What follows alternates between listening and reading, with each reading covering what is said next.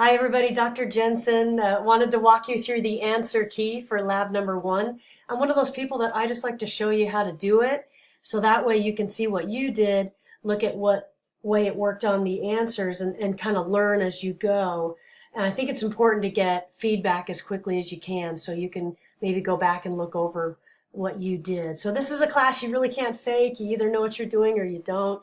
So I try to be transparent with my answer keys so that way you know how it works. But we'll jump into lab number 1, data sets. So you were asked to familiarize yourself with Add Health, as well as start doing some really basic things in SPSS. So we'll go ahead and jump in. Now, at the beginning of the assignment, I asked you to go to this website, which is the kind of the data page for the National Longitudinal Study of Adolescent to Adult Health. Its nickname is Add Health. Okay, and it shows you a little bit of who the study investigators are. Those are the primary researchers in charge of it. A little summary of what it's about. You can get lots of files from here. You can see they actually have SPSS ready files. They have files available in other formats that SAS and Stata and R. These are just other statistical programs you can use to analyze it. SPSS is a pretty commonly used one, so you'll find it all the time. And you scroll down and you see the citation, the funding, the scope, some of the notes on the purpose and so forth. So we can use this website to start answering the first few questions. So number 1, what years did the National Longitudinal Study of Adolescent to Adult Health, aka Add Health, begin and end? 1994 to 2008.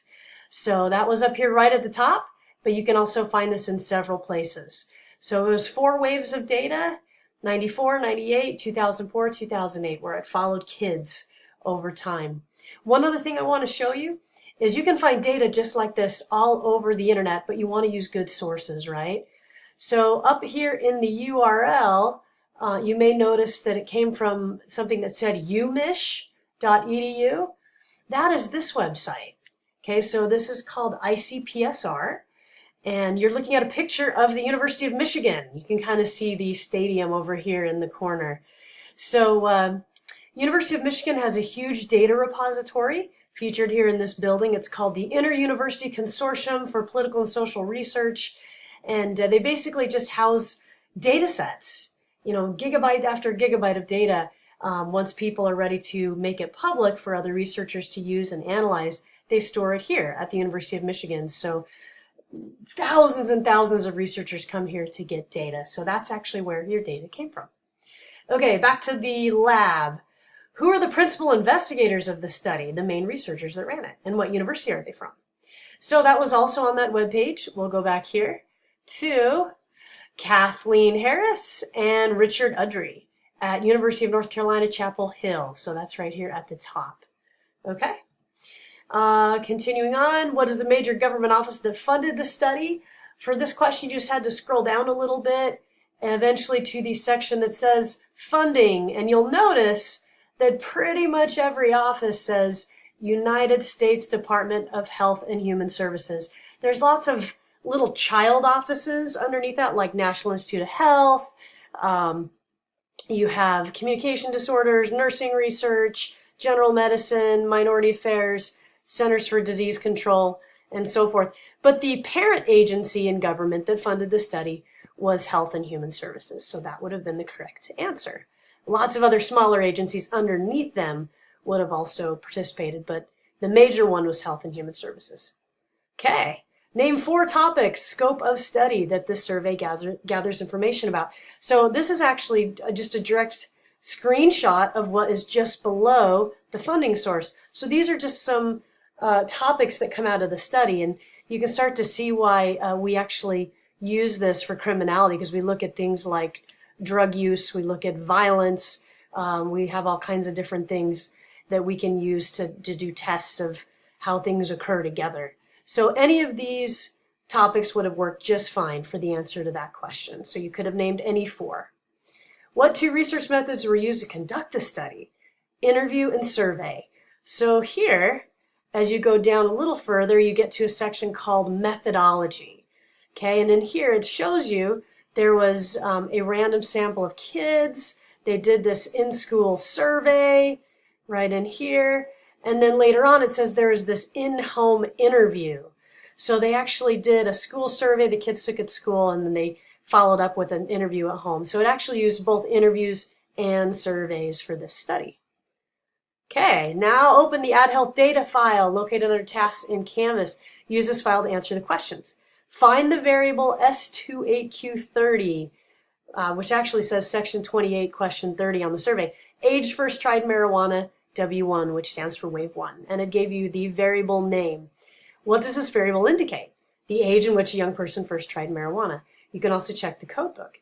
So here's a few ways to run a frequency and actually look at this variable. So we're going to jump into SPSS. Oops, we're going to minimize this for the moment. SPSS.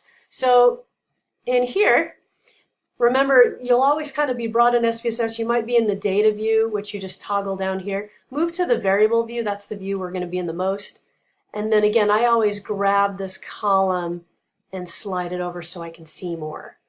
But all you need to do is what I prompted you to do in the video, doing kind of like this control F function where you look for marijuana.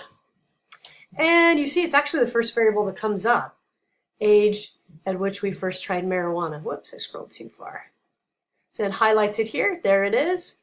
H1T0, or excuse me, T letter O 30. So that's what it is. So it actually tells you a description of it. Remember, you can click on that invisible blue box. You can see those value labels in there of what the responses were that people could have given. Okay, so that's how you find out what's in the variable. We'll show you how to run frequencies in a couple different ways. There's a few ways you could have done it, but that's where you would have found the information for this question. So age in which person tried marijuana in years. What are the value labels used to indicate missing data? So here again is a little snapshot of what's inside that question, all the responses the person could have given. And at the very bottom it says 96, 98, 99. Refused, don't know, not applicable. Very common in data to use nines, double nines, and so forth to actually represent data that really you can't analyze, that wasn't provided. So basically you would have just had to tell me 96, 98, and 99. So those are the little placeholders they used for people that said, I refused, I don't know, this isn't applicable to me, and so forth. Now run a frequency of the variable, and it said go to analyze, descriptive statistics, and then frequencies. So we're going to jump back into SPSS. And there's a few ways to run a frequency. Again, use the analyze menu. And everything you want to run in statistics is an analyze. You always start with analyze. Okay? Go to descriptive statistics, frequencies. Now in here, you can actually stretch this window out a little bit too if you want to, so you can kind of scroll and find stuff easier. There's a few things that would have made life easier because you feel like you might be scrolling forever. Okay? So one thing you can do is you can actually type in H1TO, and you can try to kind of get it to go to that part. It's a little tricky to do. It's not easy.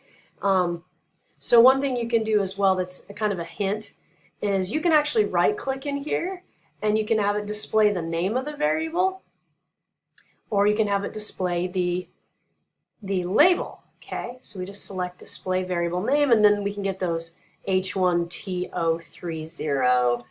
So you can kind of type that in. Now we got to the H1s. Scroll down in here. You can imagine this is kind of a tedious process.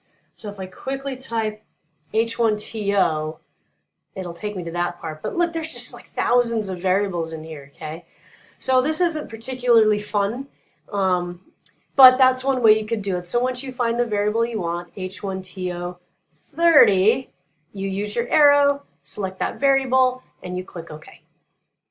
Then your output window appears, and there's your frequency. So again, I'm just going to make this a little bit bigger so you can see it better.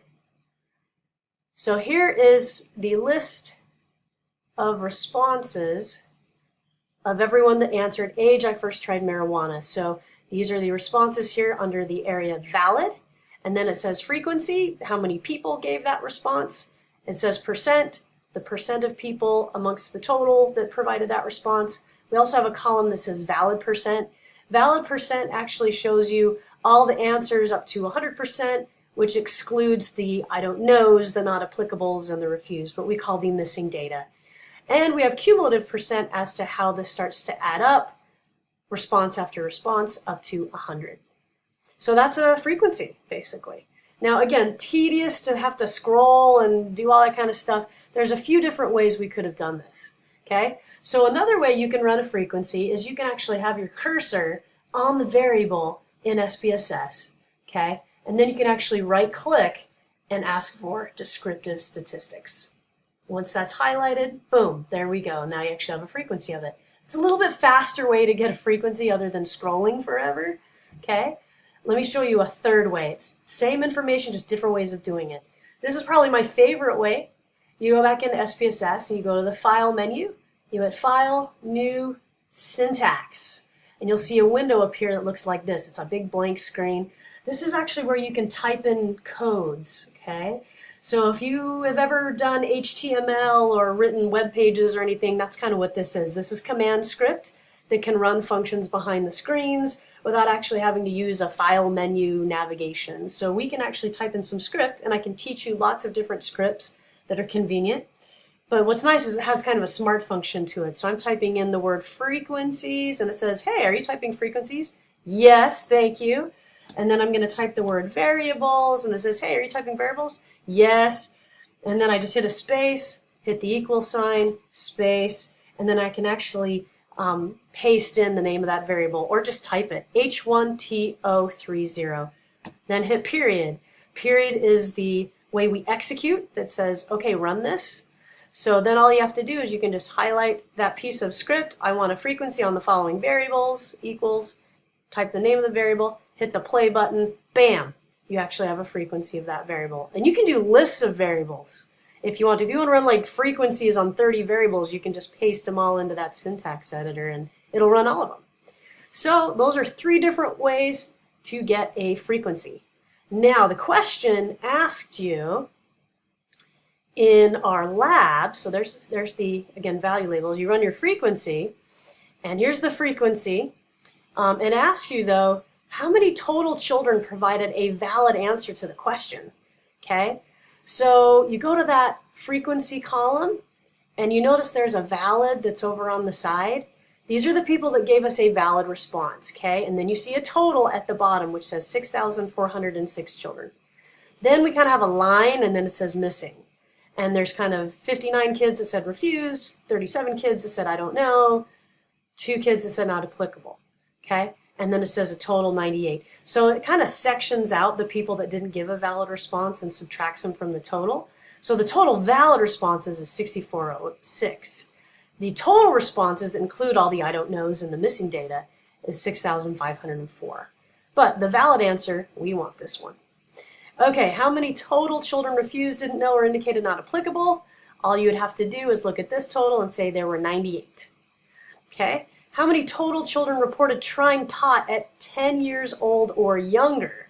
All you would have to do is come up here back into the frequency and just add up these numbers. 35 plus 17 plus 12 plus 6 plus 6 plus 3 plus 4 plus 6 plus 20, and 4705. Now, would we include that one? No, because they said they never tried marijuana. So you wouldn't want to include the top one because those are kind of our no group. We want people that have tried it between age 10 and age 1. So you add those together, you get 115. What level of measurement is this variable? Is it nominal, ordinal, interval, or ratio? It's actually interval ratio. It's a quantity. So if you tried pot at age 7 and I tried pot at age 14, we have an exact number, an age, that I can say I tried pot exactly 7 years later than you did. So that quality of the way the question is asked gives us a numerical or a quantitative level of measurement, which is interval. How do you know? Because it is a number of years, something we can quantify or get an average of. So you just have to describe the characteristics that make it interval. And then our last question, would this be considered inductive, deductive, or both? It's actually both, because interviews tend to be inductive and surveys tend to be deductive. So hopefully this helped you get a few ideas on kind of how to go about labs, but I'm happy to slow this down or work with you individually on this. All right, good luck.